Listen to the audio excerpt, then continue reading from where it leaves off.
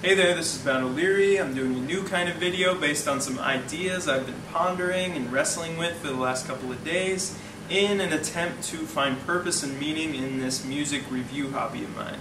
As a great mind once said, writing about music is like dancing about architecture. So why talk about music when the value and magic of it is so inexplicable? Also, unless you're Anthony Fantano, vlogging isn't exactly a money-making business, and even he looks like he sets up shop in a modest apartment. So why? I've gathered a few intriguing ideas on this, and I hope to not only cover why I do it, but how I think music reviews contribute to the music industry and the consumer.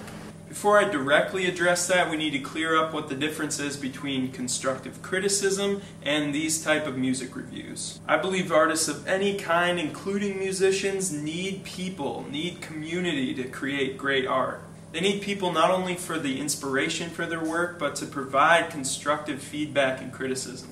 I think this feedback is really essential for the growth of creativity. Art, in a sense, necessitates this give-and-take relationship between the artist and the one experiencing the art. This relationship between the artist and the experiencer, for lack of a better term, is often more important than the object itself, the song itself. Music reviews by big-name media sources like Pitchfork or just some rando like me are not constructive criticism for two reasons. Number one, they happen after the creative process, so they can't improve something that's already complete. And number two, their source is not usually someone the artist knows personally or respects as part of their community. So music reviews are not really for the benefit of the musician, but for the consumer.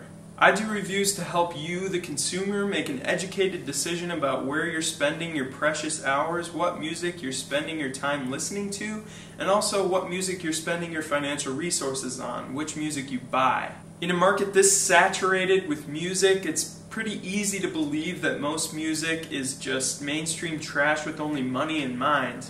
But there is a ton of stuff definitely worth listening to out there. So I do this also to share my interests and hopefully to make meaningful connections with people over how great the production on that snare drum is, or how that band made 5/4 feel so natural. Thirdly, I really want to record my music interests somewhere. This is kind of like a journal for me where I can look back and see at a certain time what I was really into and why.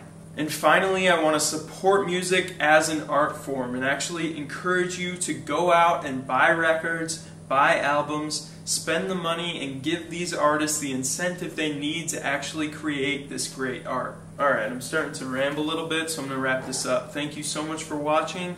Please subscribe to my channel and comment below with your opinions on this topic.